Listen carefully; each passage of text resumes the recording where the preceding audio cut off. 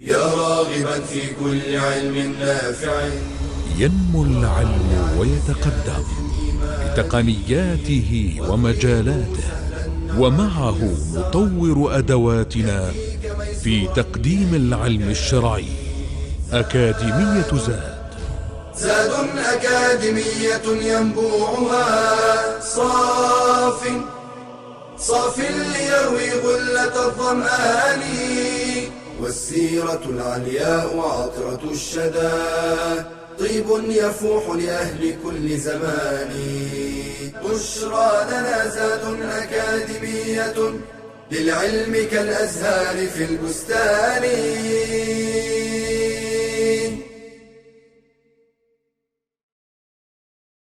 بسم الله الرحمن الرحيم. الحمد لله رب العالمين، وصلى الله وسلم وبارك على عبده ورسوله الأمين نبينا محمد وعلى آله وصحبه أجمعين.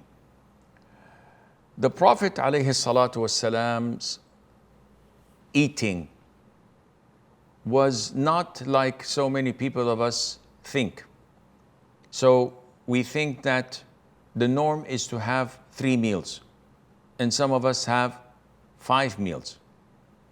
The Prophet ﷺ way of eating was the most balanced, and he was never reported to have eaten more than 2 meals per day.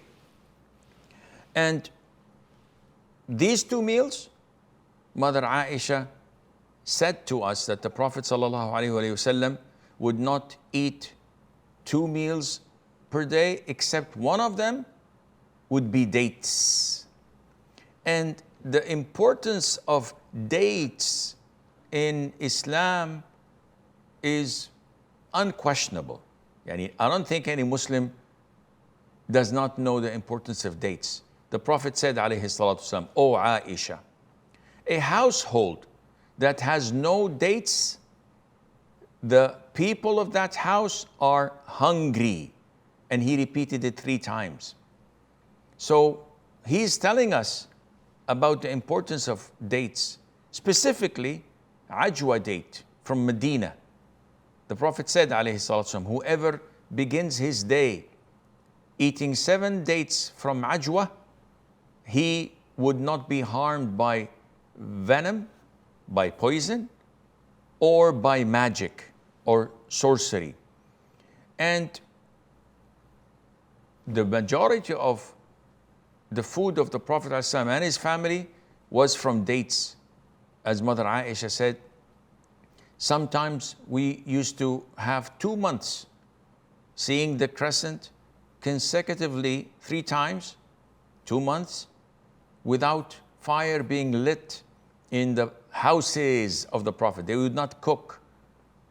And when she was asked, okay, what did you eat? She said, water and dates. And dates is a full meal with everything that you need in it. And if you add to it the second type of food that the Prophet used to eat, alayhi salatu wasalam, that would be the perfect meal. What is that? It is milk. So also the Prophet sallallahu alaihi wasallam was giving the choice in the miraculous journey when he was presented with wine and with milk and with honey. He chose milk. Jibreel said, you took milk and drank from it, and you have chosen the fitrah. Also, the Prophet ﷺ diet used to contain a lot of barley. So the vast majority of the bread the Prophet and his family used to consume was barley bread. And barley in the Sunnah, the Prophet tells us that it fights and it cures depression and sadness. And this is why there's a meal, and this is not the time to go through in the details. It's called a Talbina, and it's done by cooking this barley, 2 spoons of grinded barley, and you add to it a glass of water, and it's cooked over 5 minutes on moderately fire, and then you add to it 1 spoon of honey. And the Prophet said, alayhi salatu wasalam, this talbina is a cure for the heart of a sick person, and it takes away the sadness. And there are so many scientific researches on the benefits of barley. The Prophet ﷺ also used to love honey. So he used to love sweets, and he used to love honey, as Aisha, may Allah be pleased with her, narrated. And this was reported in Sahih al-Imam al-Bukhari and Muslim. And sometimes he used to drink water with some honey diluted in it. So he used to love to have such sweet water.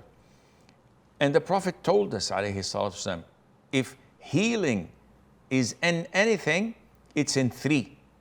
And one of them is a drink of honey. The Prophet's diet, alayhi salatu wasalam, may also include meat. Unlike what a lot of the people are doing today, and they think that they're sophisticated when they say that they're vegans or vegetarians, or they don't consume meat products and the likes, thinking that, oh, we are civil. No, they're not. They're just imitating the disbelievers. Our Prophet, sallallahu alaihi wasallam, used to love eating meat, and specifically the shoulder of the animal, of the ram or the likes. He used to love, and he used to eat camel's meat. He used to love the liver, but he would not ask for something that was not found, and whatever was found, he would not criticize it.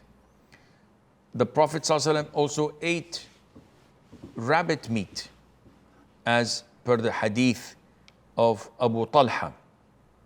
He also ate chicken, as Abu Musa al-Ash'ari narrated. He also ate fish, and he said about the meat of a whale that was found by the companions, and they brought chunks of it.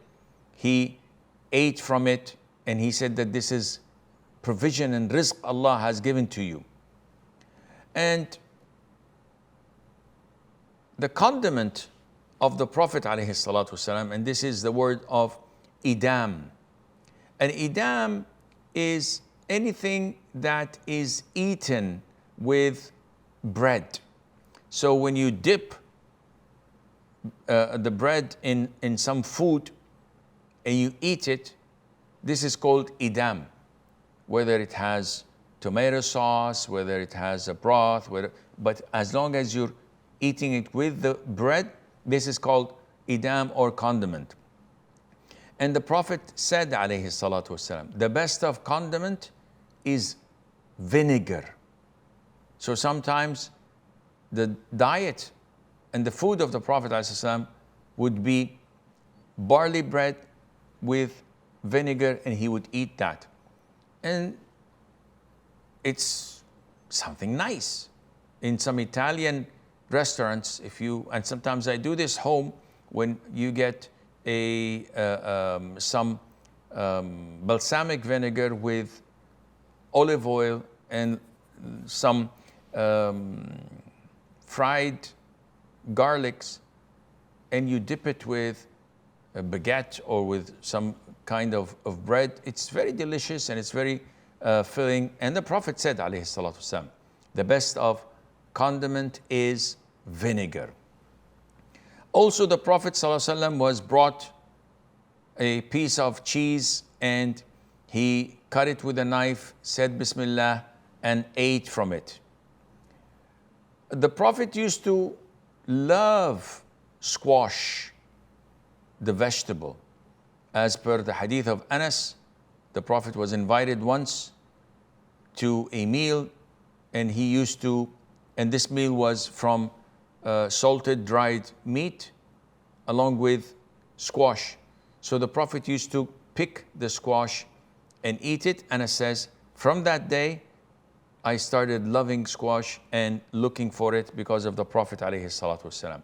Sometimes the Prophet would mix certain types of food together that we are not accustomed or used to. So he used to, for example, mix dates, ripe dates, with watermelon or with cucumbers. And the Prophet ﷺ used to eat cucumbers with dates. And he used to say that we break the heat of this with the coldness of that, and the coldness of this with the heat of that. The Prophet also ﷺ used to like to eat butter with dates as well.